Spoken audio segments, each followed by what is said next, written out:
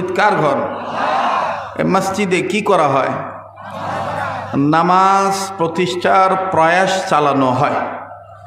নামাজ প্রতিষ্ঠার প্রয়াস চালানো হয়, নামাজ আদায় করা হয়। আমার ভাইরা, মসজিদ আল্লাহর ঘর, এ মসজিদে আল্লাহর গোলামি করা হয়। আর পৃথিবীর সব মানুষকে গোলামি করার জন্য বানাইছেন কে? আল্লাহর নামটা জোরে নেন না, কে?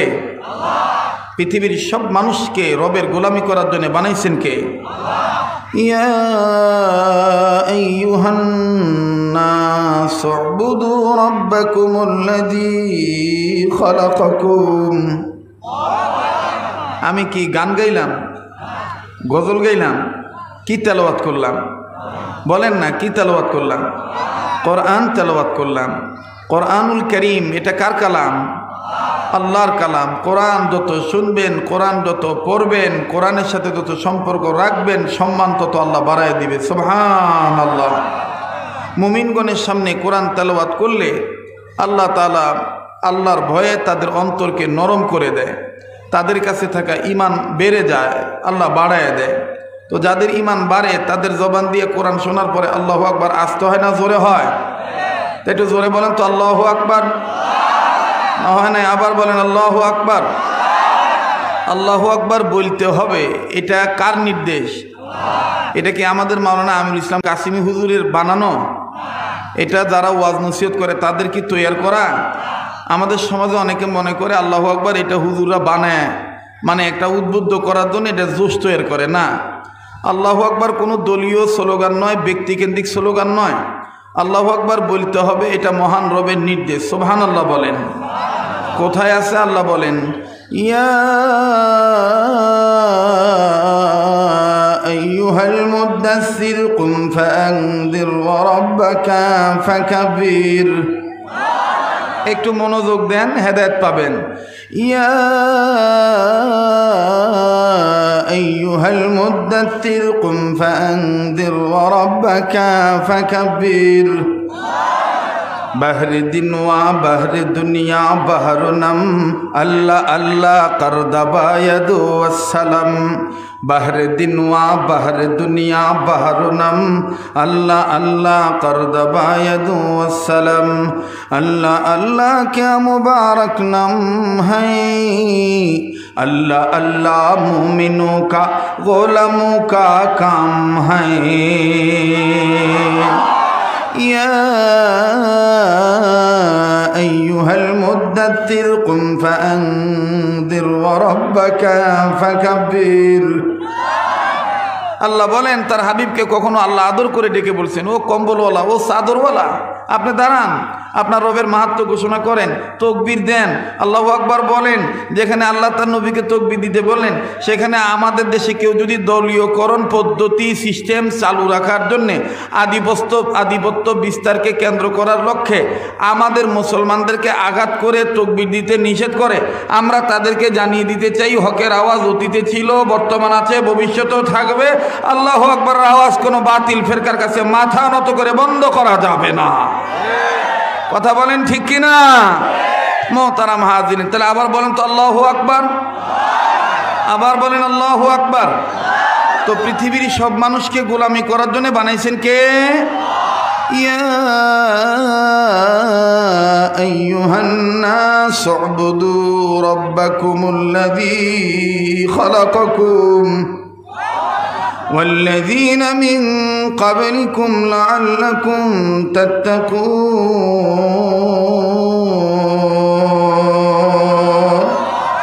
আল্লাহ বলেন, হে মানব জাতি, আমি তোমাদেরকে সৃজন করেছি আমি রবের গোলামি করার জন্যে, যার দ্বারা তোমরা পরহেজগারিতা অর্জন করিতে পারো। মোহতারাম হাজিরিন, এখন বলেন গোলামি করার জন্যে শুধু কি আমরা মানুষদেরকে আল্লাহ বানাইছেন, নাকি আরেকটা জাতি আছে? বলেন, আরেকটা জাতি আছে না নাই? সে জাতিটার নাম কি? জিন জাতি। সে জাতির নাম কি? ওয়ামা খালাকুতুল জিন্না ওয়াল ইনসা ইল্লা লিয়াবুদুন। পড়েন না, জানা থাকলে পড়েন। ওয়ামা খালাকুতুল জিন্না ওয়াল ইনসা ইল্লা লিয়াবুদুন। आइश इशरत के लिए इंसान ही याद रख तो बंदा है मेहमान ही। आइश अशरत के लिए इंसान ही याद रख तो बंदा है मेहमान ही दार फानी की सजावट पूर्ण जा नेकियों से अपना असली घर सजा जिंदगी रा सर पे कर दम दर बाज़ारे तिफलगी है से हासिल मन न कर दम दर हयाते जिंदगी वमल हयातुद दुनिया इल्ला मताउल गुरूर। বাদান দুনিয়া থাকার জায়গা না, দুনিয়াতে আমরা মেহমান হয়ে আসি নাই, আমরা মুসাফির হয়ে আসছি। আর এই মুসাফির হালতে কখনো হকের পক্ষে থাকতে গেলে হামলা হবে, মামলা হবে, ঝামেলা হবে। আমলাগুলো আমাদেরকে কামলা মনে করে গুলি করে মারবে, কত কিছু করবে, কিন্তু আমরা মুসাফির হালতে থাকবো, গোলাম হিসাবে থাকবো, রবের কাছে মাথা নত করব, বাতিলের কাছে মাথা নত করতে পারবো না। কথা বলেন ঠিক কিনা? মোহতারাম হাজিরিন, এজন্য সময় আমরা নষ্ট না করি। আল্লাহ বলেন তোমাদের রসুল তোমাদেরকে যা ধরতে বলছেন সেটা তোমরা ধরো, তোমাদের রসুল তোমাদেরকে যা ছাড়তে বলছেন সেটা তোমরা ছাড়ো। আপনারা বলেন আমি আপনি আল্লাহওয়ালা হতে চাই কি চাই না? খুব খেয়াল করেন, হতে চাই কি চাই না? আল্লাহওয়ালাগণ বলেন, একের অধিক মুফাসসিরিন কেরামগণ লেখেন, কোনো বান্দা যদি 5 কাজ ধারাবাহিকভাবে করে, শুনতেছেন আপনারা? কয়টা কাজ? আবার বলেন, আর একবার। ইসলামের স্তম্ভ কয়টা? নামাজ কয় ওয়াক্ত? 5 ওয়াক্ত। আল্লাহওয়ালাগণ বলেন কোনো বান্দা যদি 5 কাজ ধারাবাহিকভাবে করে আল্লাহ পাক তাকে ওলি বানায় দেয়। সুবহানাল্লাহ বলেন। কয় কাজ বাবা? 5 কাজ। কি কি? নাম্বার 1, সকল প্রকার গুনাহ থেকে বেঁচে থাকা। নাম্বার 1, সকল প্রকার, আবার বলেন, সকল প্রকার গুনাহ থেকে বেঁচে থাকা।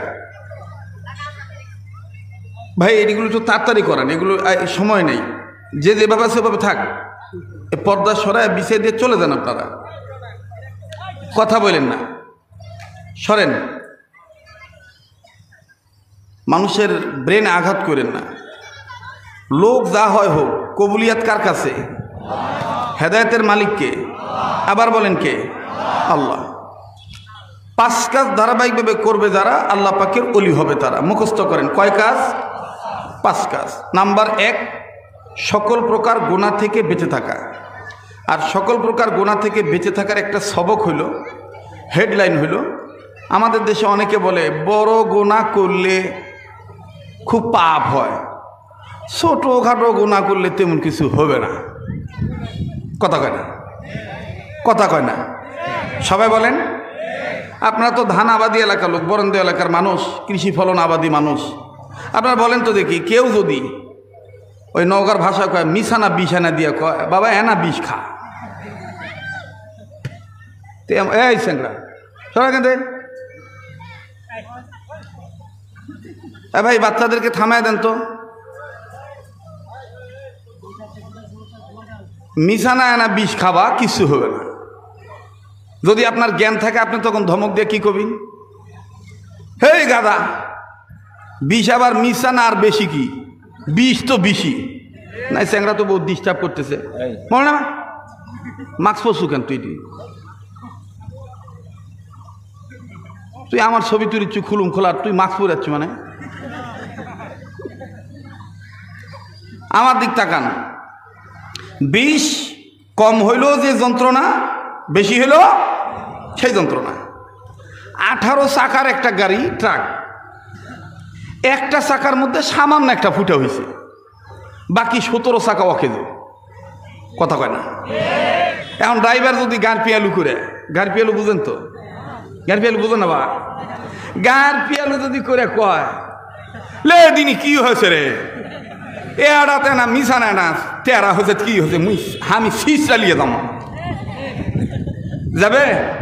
কথা কয় না? যাবে বা যাবে না? আমাদের বুজুর্গরা বলেন যে গোনা হলো বিষ তুল্য, গোনাকে বিষ মনে করা। ছোট গোনা করলেও যে আল্লাহ রাগ করবে, বড় গোনা করলেও সে আল্লাহ রাগ করবে। আর মাসলা স্পষ্টভাবে বলা আছে, ওলামায়ে কেরামগণ বলেন যে ছোট গোনা কেউ যদি ইচ্ছা করে 1-এর অধিকবার করে, ওটা আর ছোট থাকে না, ওটা বড় হয়ে যায়। ওটা কি হয়ে যায়? বড় হয়ে যায়। আর জাহান্নামে যাওয়ার জন্যে 1 ডজন কবিরা গুনাহ লাগে না, একটা কবিরা গুনাহই জাহান্নামে নিয়ে যাওয়ার জন্যে যথেষ্ট। এই জন্য হযরত মুহাম্মদুল্লাহ হাফিজুর রহমতুল্লাহ আলাইহি, শেখুল হাদিস আল্লামা আজিজুল হক রহমতুল্লাহ আলাইহি সহ একের অধিক বুজুর্গ সকলে এই কথা বলেছেন, এই গুনাহ থেকে বাঁচার জন্য একটা স্লোগান মুখস্থ করা, গুনাহ যত ছোট হোক করব না, নেকি যত ছোট হোক ছাড়ব না। পারবেন এই কথাটা মুখস্থ করতে? এটা আমার জীবনের শেষ বয়ান হতে পারে। বাবা, আগে আমি বয়ানের মধ্যে বিভিন্ন রঙ্গরস করতাম, বিভিন্ন কথাবার্তা বলতাম, এখন সময় নেই। বা মূল মূল কথাগুলো বলে দিয়ে যায়, জমিনে সার ছিটে দিয়ে দেয়, আপনারা আবাদ করে খায়েন, বিবাদত আসেন না, ঠিক না? নগর একটা ভাষা খাবা, আবাদ করে খাবা, বিবাদত যাস না, আবাদ করে খা, তোর যা আছে ওটাই তুই আবাদ করে খা। আল্লাহ তাআলা তো দুনিয়া তো ভালো রাখবে, আখিরাত তো ভালো রাখবে। কথা বলেন ঠিক কিনা? মোহতারাম হাজিরিন, তাহলে মুখস্থ করেন, গুনাহ যত ছোট হোক করব না, নেকি যত ছোট হোক।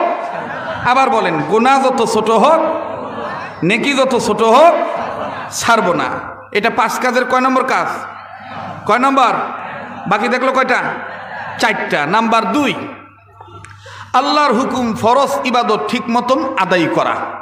খেয়াল করেন, আল্লাহর হুকুম ফরজ ইবাদত ঠিক মতন আদায় করা। এখন ফরজ ইবাদত বলতে কি বুঝি? নামাজ প্রতিষ্ঠা করা, নেশাব পরিমাণ মালের হক আদায় করে জাকাত দেওয়া, হজের সামর্থ্য থাকলে জীবনে একবার হজ করা, এরপরে স্বামী হয়ে থাকলে স্ত্রীর হক আদায় করা ফরজ নাকি নফল? কথা কয় না, এটি ভেজাল। নামাজ ঠিকই পড়ে কিন্তু বউ হারে হাঁকিলায়, মানে বউর সাথে যেন ভালো ব্যবহার করা ফরজ, এটা ওই জানেই না। আর কথা কথা দেখবেন বিন্নার বেটি, দুনিয়ার মহিলারা শুনতেছে না? হ্যাঁ, মহিলারা আমাদের পোশাক, আমরা স্বামীরা স্ত্রীর পোশাক। হুন্না লিবাসুল লাকুম ওয়া আনতুম লিবাসুল লাহুন। এ কথা কার? আল্লাহর কথা। একটু ভালো করে বোঝেন। যদি বউ আমার পোশাক হয়, আমি যদি বউর পোশাক হই, আপনার গায়ের পোশাক, আপনার গায়ের পোশাক যদি আপনার সামনে কেউ টান দিয়ে ছিঁড়ে ফেলে, তাহলে আপনি তা কি বলবেন? পাগল বলবেন না?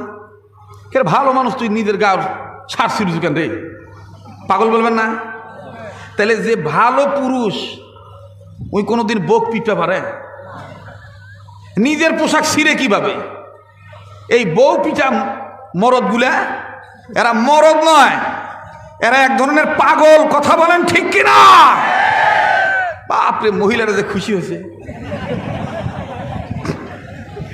বিশ্বাস না করলে যায় দেখেন একজন আর একজনে করছে, এই এতদিন এটা হুজুর আইছে বা। কিন্তু দুঃখ আরো আছে, আমাদের সমাজে নারী নির্যাতনের রায় খুব ভালোই পায়, কিন্তু তলে তলে যে কত পুরুষ নির্যাতিত হইয়া গলায় দড়ি দিয়ে মরিচ্ছে, বলারও কেউ নাই, করও কেউ নাই, দেখারও কেউ নাই, বিচারও কেউ নাই। কথা বলেন ঠিক কিনা?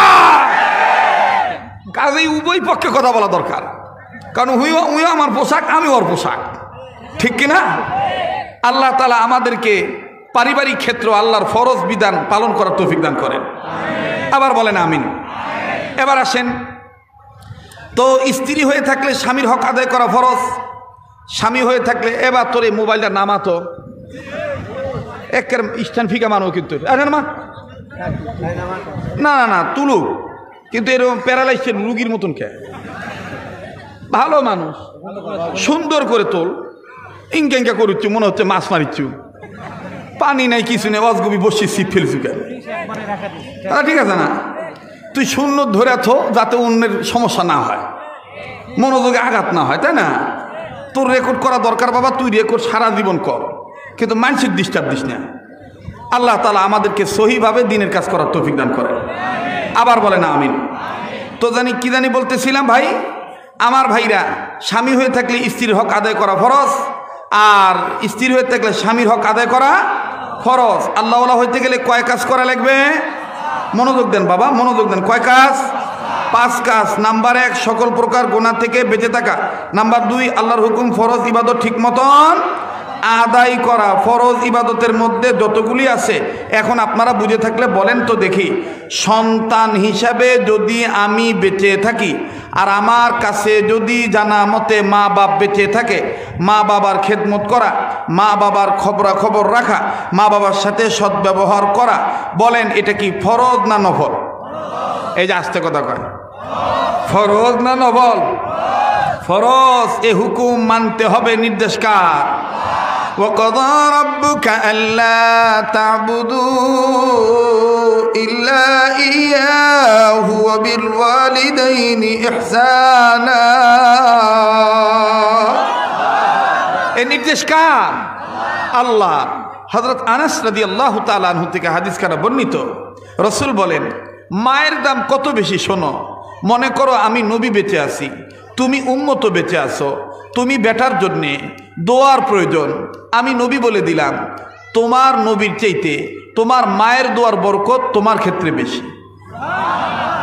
আজকে আমরা পীরকে এত সেবা দেই, মা বাবার চাইতে পীরকে মানি। কথা কয় না? যারা বলেন কথা ঠিক কিনা? মুসলমান ভাইরা রে আমার, বাজান রে গভীর মনোযোগী হয়ে কথাগুলি শোনা চাই।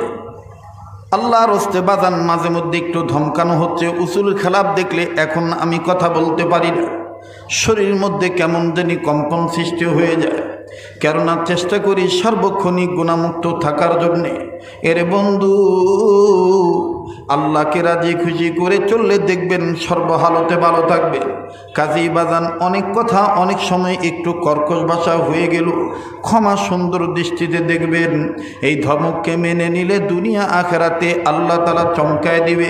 আরে বাবাজি, মায়ের দোয়ার বরকত দেখেন নবীর চাইতে বেশি।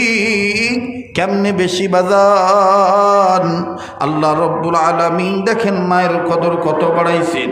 হযরত আনাস রাদিয়াল্লাহু তাআলা আনহু, যার একের অধিক নাম ছিল, তার মধ্যে একটা নাম আমার আল্লাহ নিজে রেখেছেন, আমার আল্লাহর হাবিবও রেখেছেন, যার নাম ছিল খাদেমে রাসূল। কি নাম? খাদেমে রাসূল। খুব খেয়াল করেন বাবা।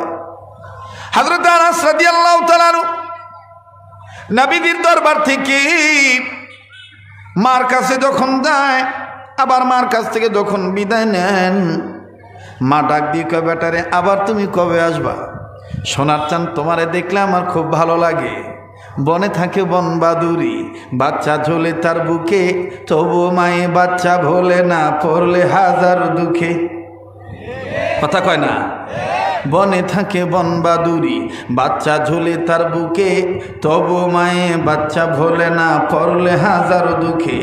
বিদেশেতে যদি কারো সন্তান মারা যায়, পশু পক্ষী না জানিতে জানে তাহার মা। কথা বলেন ঠিক না ব্যাঠি? আরে বন্ধু, মাদার দুনিয়ায় নাই, তার মতন বড় অভাবী আর কেউ নেই। এই মাদার দুনিয়ায় নাই, তার মতন বড় দুঃখী আর কেউ নেই। বাজান খুব খেয়াল করে কথাগুলি শোনা চাই। হযরত আনাসের মা ডাক দিয়ে বললেন, বেটারে আবার তুমি কবে আসবা, যদি তুমি আমাকে তারিখটা জানাইতা। আনাস ডাক দিয়ে বললেন, মা গো, আমি আসবো অমুক তারিখে। হযরত আনাসের মা ডাক দিয়ে বললেন, বেটারে আমি এটা লিখিত করে রেখে দিই। তৎকালীন সময়ে আমাদের মতন কাগজ কলম ছিল না। তৎকালীন আমার বন্ধুগণ কোনো ব্যক্তি চামড়ার টুকরায় লেখে রাখতেন, পাতায় লিখে রাখতেন, আবার বন্ধুগণ মাটির মধ্যে অঙ্কিত করে রাখতেন। হযরত আনাস রাদিয়াল্লাহু তাআলা আনহু এই কথাটা তারিখটা আমার বন্ধুগণ চামড়ার টুকরায় রাখলেন। অমুক দিন আনাস আবার আসবে। লম্বা কথা সংক্ষেপ করে দিলাম। সাহাবী আনাস নির্ধারিত তারিখে যখন আসতেছেন, আজকে মা অপেক্ষায় আছেন, আজকে আমার বেটা আনাস আসবে। মা জননী তাঁবুর দরজার সামনে দাঁড়াইলেন। দরজার সামনে দাঁড়াইয়া সন্তানের অপেক্ষায় আছে, বাবা বেটা আমার আসবে। কই কই সন্তানকে তো দেখা যায় না। নজর করে দেখতে পারলেন সাহাবী আনাস রাদিয়াল্লাহু তাআলা আনহুকে দেখা যায়। সাহাবী আনাসের মা কোনো দিকে নজর না দিয়া সন্তানের চেহারার দিকে নজর দিলেন। মুসলমান ভাইরা রে আমার, এই জন্য চেহারার দিকে নজর দিলেন। আনাসের মুখটা শুকনা না ভিজা, আনাসের পেটটা ভরা না খালি। এরে বন্ধু, যুবক বন্ধুরা খুব খেয়াল করে কথাগুলি শোনা চাই। আপনি আপনার কর্মস্থল থেকে, আপনি আপনার কর্মস্থান থেকে, দেশ থেকে, বিদেশ থেকে, ঢাকা থেকে, চিটাগাং থেকে, নওগাঁ শহর থেকে যখন নিজের বাড়িতে আসবেন, এরে বন্ধু আপনি আসার সময় আপনার পকেটের দিকে নজর দিবে ছেলে মেয়ে, আপনার হাতের থলির দিকে নজর দিবে বন্ধু বান্ধবী, আপনার বিভিন্ন ব্যাগের দিকে নজর দিবে ভাই বোন। কিন্তু বাদান বুড়া আর বুড়ি, মা আর বাবা নজর দিবে বেটা বেটির চেহারার দিকে। কথা বলেন ঠিক না বেঠি? কারণ মা বাবার চিন্তা চেতনা হলো আমার সন্তান জানি কখন খাইছে, আমার বেটার মুখটা কেন শুকনা দেখা যায়। সাহাবী আনাসের মা নজর করে দেখলেন আনাসের মুখটা শুকনা। এবার আনাসের মা ডাক দিয়ে বললেন, আল্লাহ গো, আমার আনাস কি খায় নাই, আনাসের মুখটা কেন শুকনা দেখা যায়? দেখি তো আনাস আমার সামনে আসুক, আমি আনাসকে জিজ্ঞাসা করব। আরে বন্ধুরা, ও মালদা থানা এবং নওগাঁ জেলা সদর থানার বাইরা, মহাদেবপুর থানা থেকে আগত আমার বাপ ভাইরা, আপনারা তো আমার রক্তের ভক্ত, আপনাদের সাথে আমার রক্তের একটা পরিচয় আছে, আমার বন্ধুগণ, আত্মীয়, এই জন্য নিজের মনে করে কথাগুলি বলছি, খুব খেয়াল করে কথাগুলি শোনা চাই। সাহাবী আনাসের মা যখন দেখলেন আনাসের মুখ শুকনা, আমি শুধু বুঝাইতে চাই, নবীর চাইতে মায়ের দোয়ার বরকত দেখেন কেমন বেশি। ইবাদত মনে করে শুনবেন, আল্লাহর হুকুম ফরজ, ইবাদত মানার নিয়তে শুনবেন। 5 কাজের আমার বন্ধুগণ দ্বিতীয় কাজের কথা বলা হচ্ছে। আল্লাহওয়ালা হইতে গেলে 5টা কাজ ধারাবাহিকভাবে করা দরকার। নাম্বার 1, সকল প্রকার গুনাহ থেকে বেঁচে থাকা। নাম্বার 2, আল্লাহর হুকুম ফরজ, ইবাদত ঠিক মতন আদায় করা। এবার সাহাবী আনাস যখন টুকটুক টুকটুক করে হাঁটি হাঁটি পা পা করে মায়ের দরবারে আসলেন, মা দুলমিকে সালাম দিলেন। আম্মাজান সালামের জবাব দিয়ে ডাক দিয়ে বললেন, বেটারে তোমার মুখটা কেন শুকনা গো বাবা? বাবা তোমার মুখটা কেন শুকনা বাবা, তুমি কি খাও নি? আনাস প্রথমে কোনো জবাব দিলেন না। হযরত আনাস একটু থমকে দাঁড়াইলেন, জবাব না দিয়ে ডাক দিয়ে বললেন, আল্লাহ কিতাবের লেখকগণ লেখেন। হযরত আনাস ডাক দিয়ে বললেন, আল্লাহ আমার মা কোনোদিন এইরকম প্রাথমিক অবস্থায় প্রশ্ন করেননি, আজ আমার মা ডাইরেক্ট জিজ্ঞাসা করলেন আমি কি খাই নাই। এখন যদি আমি প্রথমে জবাব দিয়ে বলি আমি খাইনি, আমার মা মহিলা মানুষ, চট করে বলতে পারে তুমি না নবীর দরবার থেকে আসলা, নবী কি তোমারে খাওয়া বিদায় দেয় নেই? কাজেই মালিক বলি, আল্লাহ আমার মা যদি আবার জিজ্ঞাসা করে এমনভাবে আমি জবাব দিব, আমার ইবাদতও ঠিক থাকবে, মায়ের প্রশ্নের জবাবও ঠিক থাকবে, আমার নবীর সম্মানও ঠিক থাকবে। এবার মা যখন আবার জিজ্ঞাসা করলো, কি হলো বেটা, বেটা তোমার মুখটা শুকনা কেন? ও বেটা আনাস তুমি কি খাও নাই? সাহাবী আনাস ডাক দিয়ে বলেন, মা গো, নবী খাইলে আমি খাই, নবী না খাইলে আমি না খাইয়া থাকি। সাহাবী আনাসের মা বুঝতে পারলেন নবী আমার ক্ষুধার্ত। সাহাবী আনাসের মা ডাক দিয়ে বললেন, ও আমার আব্বা, ও আমার সন্তান, তোমার কথার দ্বারা বুঝতে পেরেছি নবী আমার ক্ষুধার্ত। নাও এই 1 গ্লাস পানি পান করো, এই নাও একটু খুরমা নাও, জলদি করে খাও আর যাও। আমি নবীর আশিক, আমি বেঁচে থাকতে নবী ক্ষুধার্ত থাকবে এটা আমি মেনে নিতে পারি না। আমার ভান্ডে যা আছে আমি নবীকে দাওয়াত দিলাম গো, আমি নবীজিকে খানা খাওয়াবো। রহমাতুল লিল আলামিন নবী কোরআনে প্রমাণ,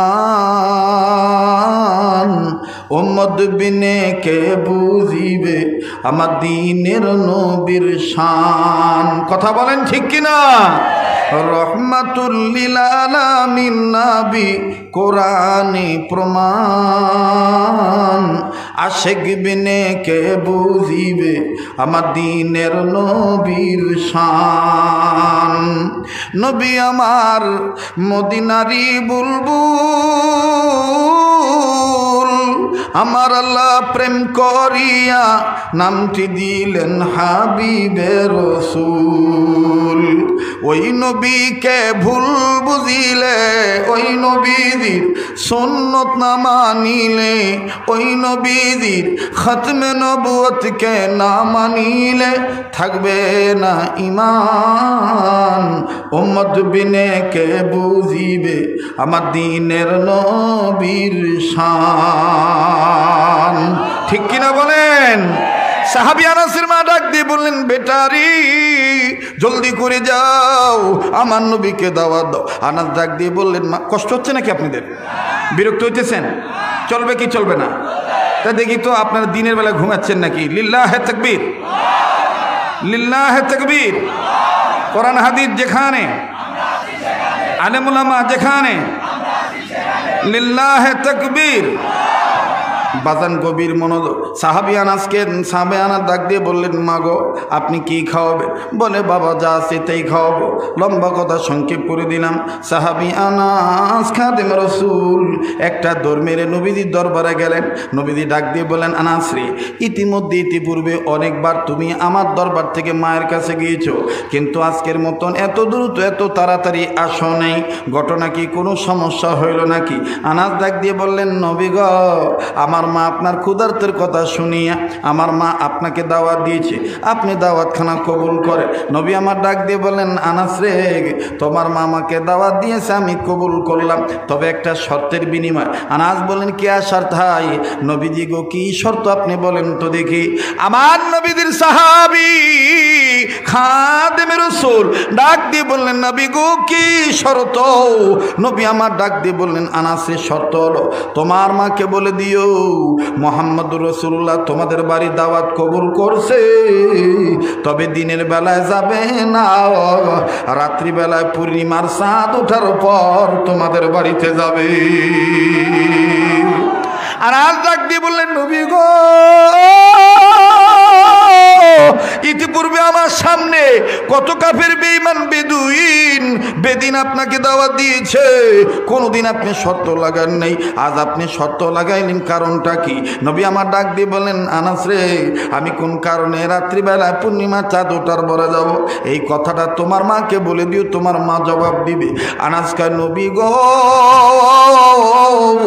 এতক্ষণে আমি বুঝতে পারলাম, আমি যখন আপনার বাড়িতে আপনাকে দাওয়াত দেওয়ার জন্য আসছি, মা জননী আমাকে যখন পাঠাইলেন, তখন আমি পিছনে ফিরে ফিরে তাকায় দেখছি আমার মা এক হাতের দুইটা আঙ্গুল উঁচু করিয়া আকাশ পানে চাহিয়া আল্লাহকে ডাকিয়া আল্লাহকে বলতেছিল, আল্লাহ আমি দুই কারণে দাওয়াত দিলাম, এ দুটি কারণ কেউ জানে না, তুমি জানো গো আল্লাহ।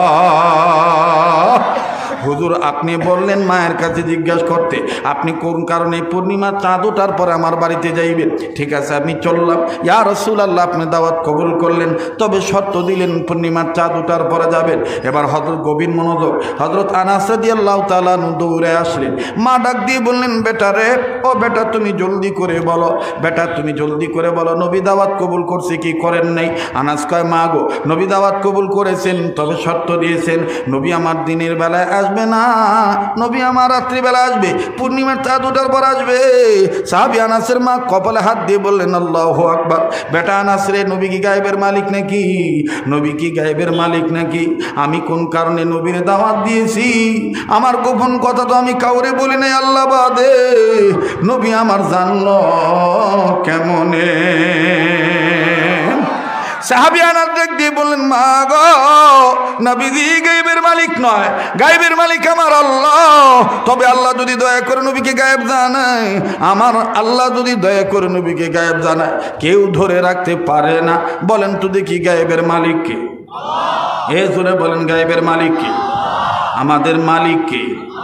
আল্লাহ ছাড়া কি আমাদের আর কোনো ইলা আছে? আল্লাহ ছাড়া কি আমাদের কোনো মালিক আছে? লা ইলাহা লা জোরে লা ইলাহা, একটু কালেমার জোরটা দেন না, লা ইলাহা, আরো জোরে লা ইলাহা ইল্লাল্লাহ, লা ইলাহা ইল্লাল্লাহু ইল্লাল্লাহ ইল্লাল্লাহু ইল্লাল্লাহ, লা ইলাহা ইল্লাল্লাহ, লা ইলাহা, দেন না জোরে, লা ইলাহা। যার দিলে আছে আল্লাহর ভয়, আল্লাহ আল্লাহ সব সময়, ঠিক কিনা বলেন?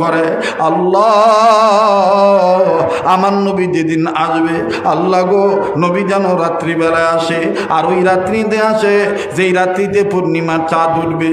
আল্লাহ আমি একবার নবীজির চেহারা দেখব, আর একবার পূর্ণিমার চাঁদ দেখব।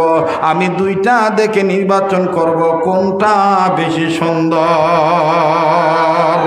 আরে আনাস, এই দুই কথা আমি তো একমাত্র আমার আল্লাহকে বলেছি, আর কাউকে বলি নেই। আনাস রে, নবীজি জানলো কেমনে? সাহাবী আনাস ডাক দিয়ে বললেন, মা গো আমার আল্লাহ রব্বুল আলামিন বিশ্ব নবীকে জানিয়ে দিয়েছে। আনাস ডাক দিয়ে বললেন, মা গো, ও মা, আল্লাহ পাক তার নবীকে জানিয়ে দিয়েছেন। আনাসের মা ডাক দিয়ে বললেন, বেটা আনাস, নবী যেহেতু জানতে পারছে আলহামদুলিল্লাহ, আর দেরি করার সময় নেই। আরে বেটা আনাস, জলদি করে বিছানা বাটি বিছাই রেডি করি। আমার ভাইরে সংক্ষেপ কথা, লম্বা কথা সংক্ষেপ করে দিলাম। যখন রাত্র হয়ে গেল, পূর্ণিমার চাঁদ উঠে গেল, আনাস ডাক দিয়ে বললেন, মা গো নবীজি রওনা দিয়েছে। আল্লাহর হাবিবের সাহাবীর মা এই কথা বলার সাথে সাথে সাহাবী আনাসের মা ডাক দিয়ে বললেন, এ বেটা, ওই তো নবীজিকে দেখা যায়, আল্লাহ নবী আসতেছেন, এখন আমাদের ঘরে ঢুকতে অনেক সময় লাগবে। বেটা রে, তুমি আমার সামনে দাঁড়াও। বেটা বেটা আমি তোমার কাঁধের উপরে আমার এই থুতনিটা রাখবো, একবার পূর্ণিমার চাঁদ দেখবো আর নবীজির চেহারা দেখবো, আমি বিচার করে দেখবো কোনটা বেশি সুন্দর। এবার বাদান আনাস রাদিয়াল্লাহু তাআলা সামনে দাঁড়াইলেন। আমার বন্ধুগণ, মা জননী আনাসের কাঁধের উপর থুতনিটা রাখলেন, গলাটা ক্যামেরার মতন সুন্দর করে সাহাবী আনাসের গলাটা ধরলেন। ধরি আমার বন্ধুগণ নবীজির চেহারা একবার দেখে, একবার আপ একবার ডাউন, একবার পূর্ণিমার চাঁদ, একবার নবীজির চেহারা। সাহাবী আনাস ডাক দিয়ে বলেন, মা গো কি বুঝতে পারলেন মা? আপনি বলেন তো দেখি। সাহাবী আনাসের মা ডাক দিয়ে বললেন, বেটারে আল্লাহর কসম করে বলি, পূর্ণিমার চাঁদের গায়ে দাগ আছে, নবীজির চেহারায় কোনো কলঙ্ক নাই। আরবের মানুষেরা কত বড় ভাগ্যবান, নবীজির রূপ দেখিয়া কাফের হলো মুসলমান। আরবের মানুষেরা কত বড় ভাগ্যবান, নবীজির রূপ দেখিয়া কাফের হলো মুসলমান। বলেন না, আরবের মানুষেরা কত বড় ভাগ্যবান, নবীজির রূপ দেখিয়া কাফের হলো মুসলমান। ঠিক কিনা বলেন? মোহতারাম হাজিরিন, আমার বন্ধুগণ, আমার ভাইরা, আমার বাবাজিরা, তো সেই নবীকে অতুলনীয় সুন্দর হিসেবে বানাইছেন কে? আবার বলেন কে? আনাস ডাক দিয়ে বলেন, মা গো, ও মা, তাইলে আপনি 1 নম্বরটা রেজাল্ট পাইলেন যে নবীজির চেহারা পূর্ণিমার চাঁদের চাইতেও সুন্দর। সুবহানাল্লাহ বলবেন না? সুবহানাল্লাহ বলবেন না? মা, তাহলে তোমার বাকি থাকলো কয়টা? বলে 2 নম্বরটা, তোর জন্য ধনী হওয়ার জন্য দোয়া চাইব। মনে আছে কথাটা? কথা সংক্ষেপ করে দিলাম। আল্লাহর হাবিব ভিতরে ঢুকলেন। আমি শুধু বুঝাইতে চাই, নবীর চাইতে মায়ের দোয়ার বরকত বেশি। এই কথাটা বোঝানোর জন্য একটু লম্বা হয়ে গেছে। রাগ করলেন নাকি বাবা? বেজার হইলেন? জি জি জি। এবার বিশ্বনবী মুহাম্মদ সাল্লাল্লাহু আলাইহি সাল্লাম ঘরের মধ্যে তাশরিফ আনলেন। আল্লাহ নবী আল্লাহ নবীর সামনে সাহাবী আনাসের মা খাবার সুন্দর করে পরিবেশন করলেন। নবীজি বিসমিল্লাহ বলবেন, ইতিমধ্যেই সাহাবী আনাসের মা ডাক দিয়ে বলেন, ইয়া রাসূলুল্লাহ, আপনি তো খাবেনই, আপনাকে তো খাওয়ানোর জন্যই দাওয়াত দিয়েছি, তবে আমি মায়ের অন্তরে যে একটা আগুন জ্বলতেছে, আমার বেটা গরিব মানুষ, আমার বেটা আনাসের জন্য একটু আপনি দোয়া করেন, আল্লাহ যেন আমার বেটা আনাসকে ধনী বানিয়ে দেয়। আল্লাহর হাবিব খাবারটা থুইয়া আনাসের মাকে ডাক দিয়ে বলতেছেন, কি বললা আবার বলো। মা ডাক দিয়ে বলতেছেন, হুজুর, আমার বেটা আনাসের জন্য আপনি একটু দোয়া করেন, আল্লাহ যেন আমার বেটা আনাসকে ধনী বানিয়ে দেয়। রসুল বলেন, আবার বলো। আবার 3য়বার বললেন। এবার আল্লাহ রসুল সুন্দর করে 2 হাত গুছাইয়া ডাক দিয়ে বলতেছেন, আনাসের মা, তুমি বেঁচে থাকতে আমি নবী কেন তোমার বেটার জন্য দোয়া করতে যাব? সুবহানাল্লাহ। আস্তে কর, আরো আস্তে কর।